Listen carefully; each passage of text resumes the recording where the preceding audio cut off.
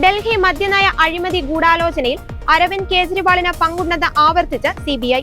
മദ്യനയം രൂപീകരിച്ചതിലും നടപ്പാക്കിയതിലും അരവിന്ദ് കെജ്രിവാളിന് പങ്കുണ്ടെന്നും മനീഷ് സിസോദിയ സ്വീകരിച്ച നടപടികൾ അരവിന്ദ് കെജ്രിവാളിന്റെ നിർദ്ദേശപ്രകാരമാണെന്നും CBI സുപ്രീം കോടതിയിൽ ആവർത്തിച്ചു.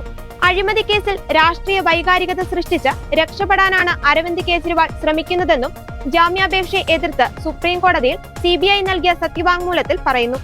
നേരത്തെ കേജ്രിവാളിന്റെ ഇടക്കാല ജാമ്യം തള്ളിയ കോടതി CBIയോട് നിലപാട് തേടിയിരുന്നു.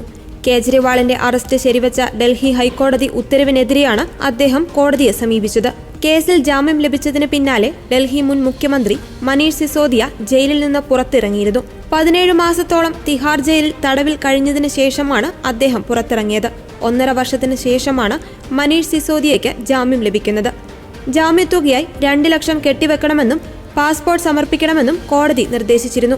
വിചാരണ തുടങ്ങാത്തതിന്റെ പേരിൽ ദീർഘകാലം ഒരാളെ ജയിലിലിടാനാകില്ലെന്നും അത് മൗലിക അവകാശത്തിന്റെ ലംഘനമാണെന്നും നിരീക്ഷിച്ചുകൊണ്ടാണ് കോടതി ജാമ്യം അനുവദിച്ചത്.